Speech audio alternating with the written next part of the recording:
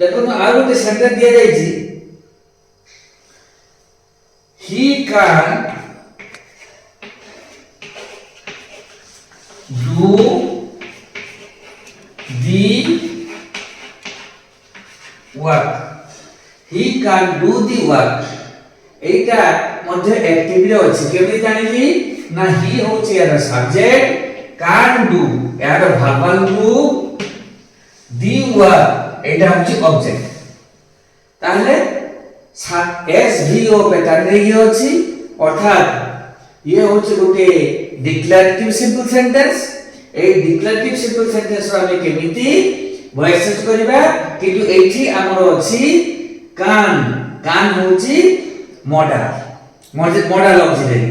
তাহলে modal auxiliary থিলে আমি কেমিতি voice change করিবা সেই বিষয়ে আমি আলোচনা করছে। তাহলে দেখন্তু দি ওয়ার্ক নিয়ম আমার ভয়েস চেঞ্জের নিয়ম অনুযায়ী অবজেক্ট চলে আসবে সাবজেক্ট আগে, তাহলে the work co D work লিখে দেলে,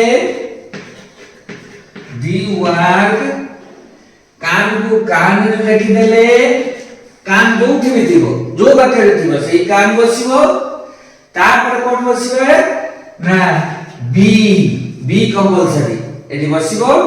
তারপরে এই যে ডু এটা হচ্ছে মেন ভার্ব, এই ডু ভার্ব তার ভিতরি অঙ্গ পড়ে দিব, তার ভিতরি অঙ্গ কোন ডান, ক্যান বি ডান। তারপরে বাই লাগি দিব, তারপরে হি র অবজেক্ট ফর্ম বসিব হিম। দেখুন তো ফুল স্টপ হয়ে যায়। বর্তমান ইয়ে প্যাসিভ কো রূপান্তরিত হই গলা। তাহলে অ্যাক্টিভ থিলা he can do the work, তার প্যাসিভ ফর্ম আসলা he the work can be done by him.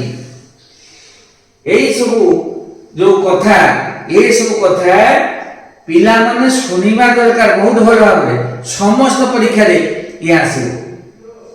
এই যে ভয়েস চেঞ্জ করিବାକୁ পড়িব। তাহলে he can do the work can be done by him. এটি যদি সি থাকতা তাহলে বাই হার হইতান্তা, এটি যদি আই থাকতা তাহলে বাই মি হইতান্তা। এইভাবে ভাবে আমার ভয়েস চেঞ্জ হইতান্তা।